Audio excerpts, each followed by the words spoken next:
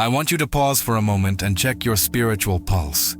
Do you feel exhausted? Look at your life. Are you constantly running? Are you running after a specific person, trying to convince them to love you? Are you running after money, working yourself to the bone, yet always feeling like it is just out of reach?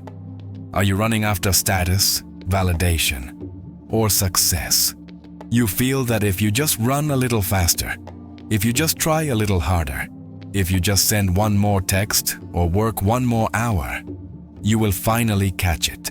But here is the brutal truth that life has been trying to show you over and over again.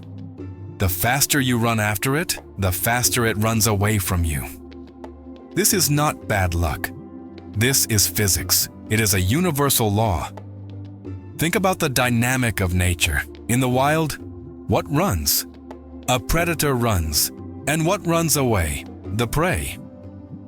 When you chase something, whether it is a lover, a job, or a lifestyle, you are subconsciously positioning yourself as the predator, and you are positioning your desire as the prey. And biology dictates that the prey must flee from the predator to survive. But there is a deeper, more repulsive signal you are sending. When you chase, you are broadcasting a signal of desperation. You are screaming to the universe, "I do not have this. I lack this. I need this to be whole." Desperation has a smell. It is a pungent, heavy scent. And high-value people, high-value opportunities, and high-value realities can smell it on you from a mile away. And it repels them. Have you ever noticed that the moment you stop caring, the moment you let go, the text message finally comes? The opportunity finally appears? The money finally flows? This is not a coincidence. This happens because you stopped the chase. You stopped emitting the frequency of lack, and you started to exist in your own center. Today, I want to teach you the art of the magnet. I want to show you why high-value people never, ever chase. They do not have to. They understand the geometry of power. They know that the sun does not chase the earth. The sun does not beg the planets to orbit it. The sun simply burns. It has so much mass, so much internal gravity, that the planets have no choice but to come to it. We are going to explore how to build that gravity. We are going to look at the physics of scarcity, the geometry of value, and the spiritual paradox of wu-wei, the art of achieving everything by doing nothing. Doing nothing does not mean being lazy.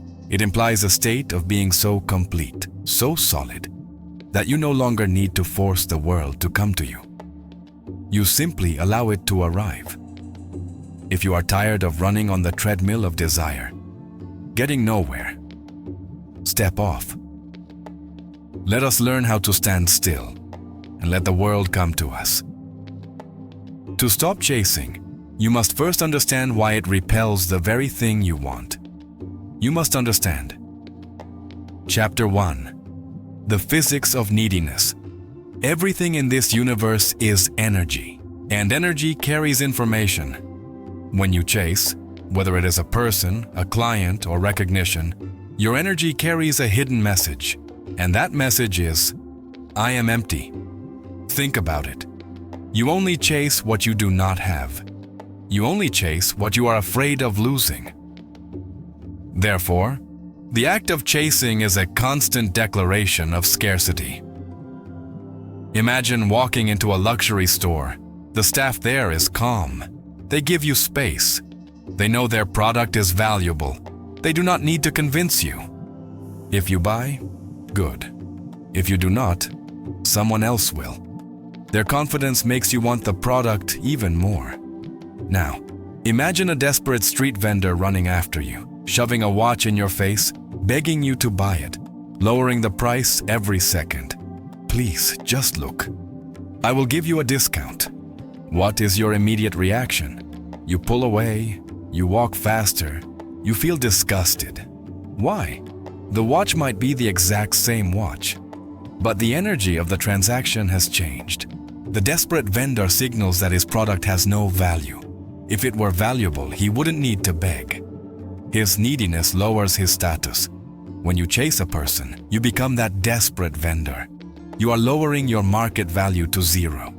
You are signaling that your time, your attention, and your affection are cheap.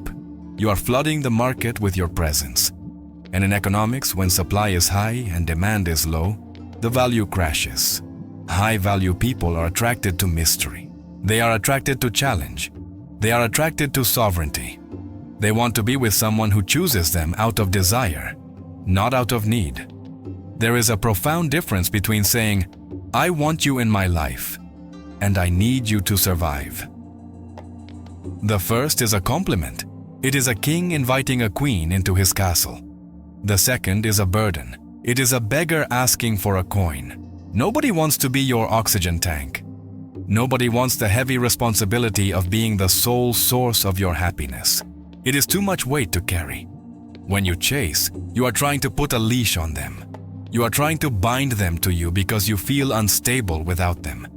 And instinctively, they will cut the leash and run. You must realize that your anxiety, your double texting, your constant checking for approval, it is not love, it is not dedication, it is a lack of self-respect. To attract, you must flip the script. You must become comfortable with the void. You must be willing to let things go, because the only way to prove to the universe and to yourself that you are not a beggar is to stand still when you want to run. It is to realize that you are already whole. But how do you cultivate this internal wholeness?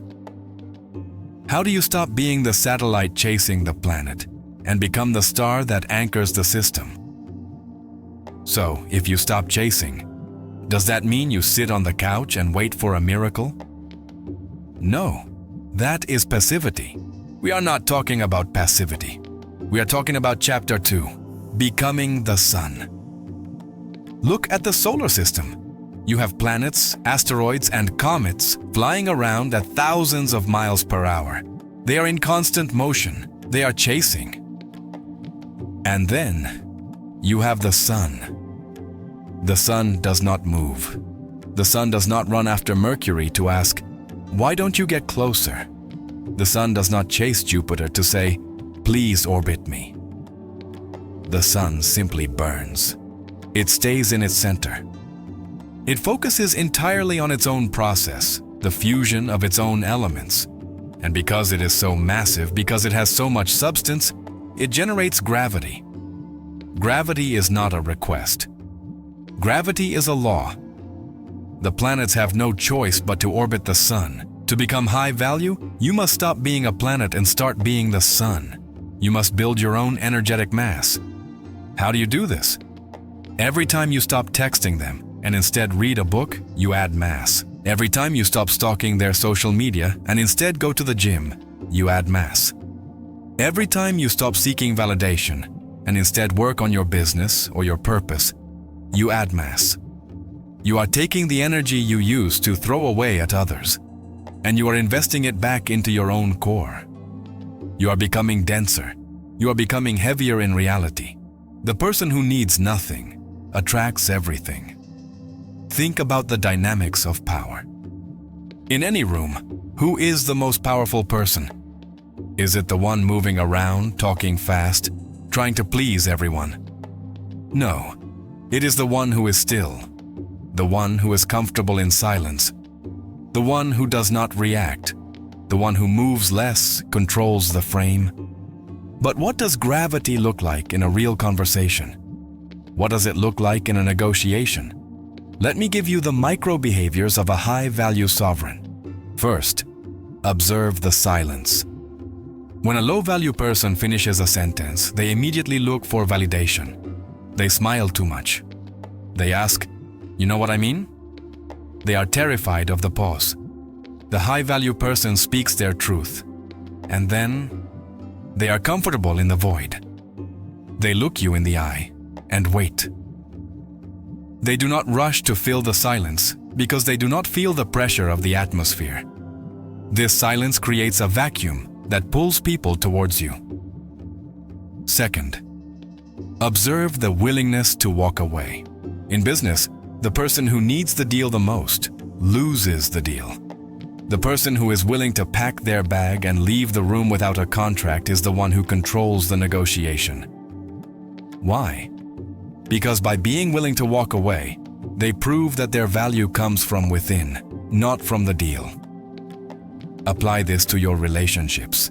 If you are terrified of losing someone, you have already lost them. Because you are negotiating from your knees.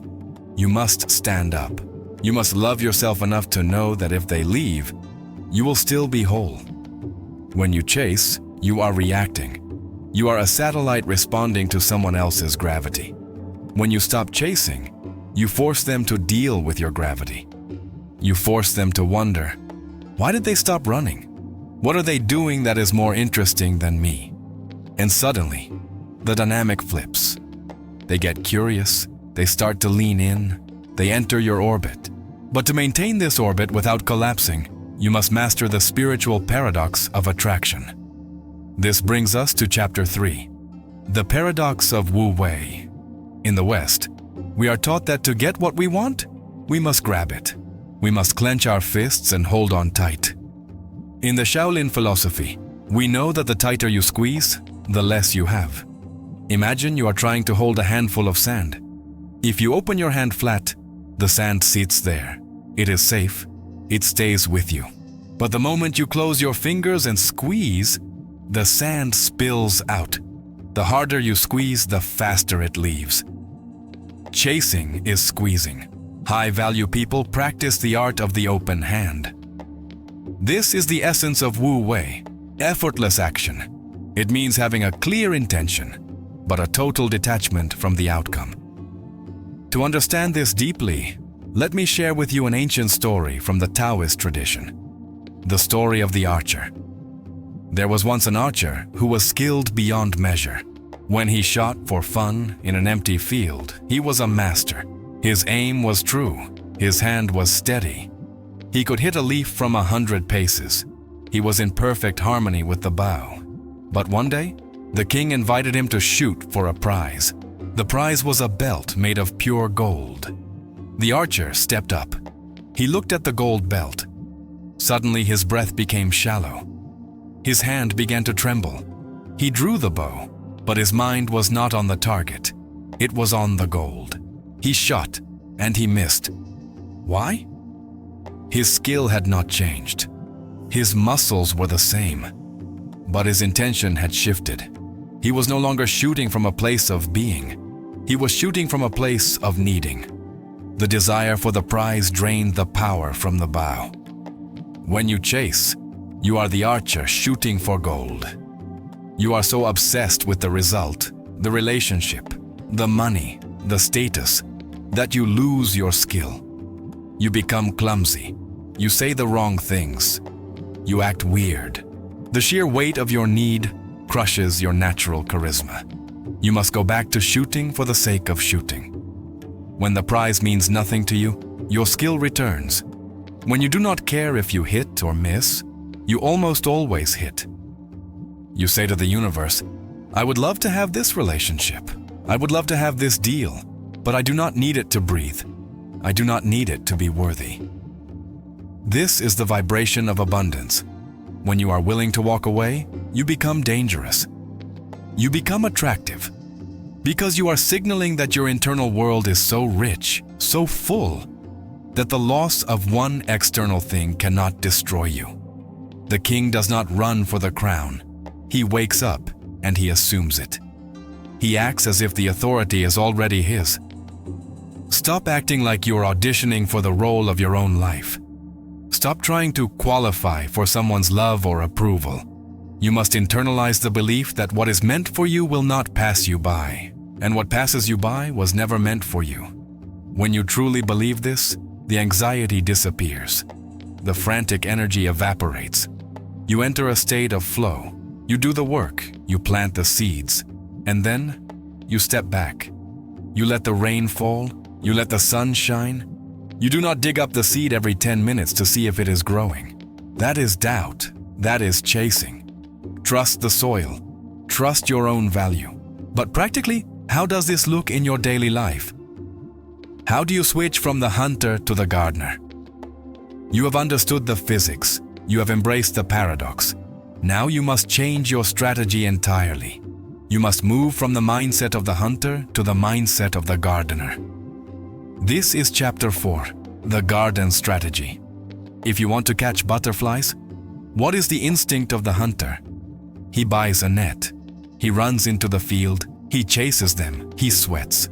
He tears his clothes. And maybe, if he is lucky, he catches one butterfly.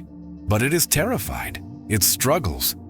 And the moment he opens his hand, it flies away forever. Now look at the gardener. He does not chase. He does not run. He buys land. He tills the soil. He plants flowers. He waters them. He builds a beautiful ecosystem. And what happens? The butterflies come to him. They come in swarms. They stay because they want to stay. And even if no butterflies come today, the gardener is still happy. Why? Because he still has a beautiful garden. This is the ultimate secret of high-value people. They build a life that they enjoy living, regardless of who is watching. Stop trying to catch the butterfly. Start building the garden. Build your body. Build your mind. Build your finances. Build your character. When you focus on the garden, you stop looking over the fence to see what others are doing. You become obsessed with your own growth. And this obsession is magnetic. People want to be in a garden that is flourishing. They want to be near life. When you chase, you are a desert. You are dry, empty, and thirsty. When you cultivate, you are an oasis. You are lush, green, and abundant. But there is one final test you must pass. The test of validation.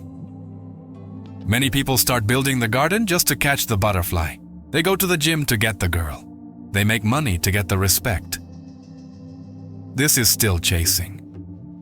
It is just chasing in disguise. You are still a slave to the outcome. You are still waiting for the external world to clap for you. To be truly free, you must reach the point where you tend the garden for the joy of the garden itself. You work out because you respect your body, not to impress strangers. You work hard because you respect your potential, not to buy a status symbol. When you no longer need the butterfly to validate your garden, that is exactly when the butterfly lands on your shoulder. But this shift from hunter to gardener is not easy. Your brain is addicted to the dopamine of the chase. So, I'm going to give you a protocol, a 7-day challenge to break the addiction to external validation. For the next 7 days, you are going to enact a validation fast. Rule number 1, you will initiate zero contact. You will not text first. You will not call first. You will not comment on their photos to get their attention. You will sit on your hands if you have to. You must prove to your nervous system that you do not need to poke the world to see if it is still there. Rule number 2. You will replace scrolling with building. Every time you feel the urge to check up on someone, to see if they watched your story, to see if they are online, you will put the phone down and do 10 push-ups, or write 1 page of your journal, or read 5 pages of a book. You are physically redirecting the energy from them back to you. At first, this will feel painful. You will feel withdrawal symptoms. Your ego will scream, "They will forget me."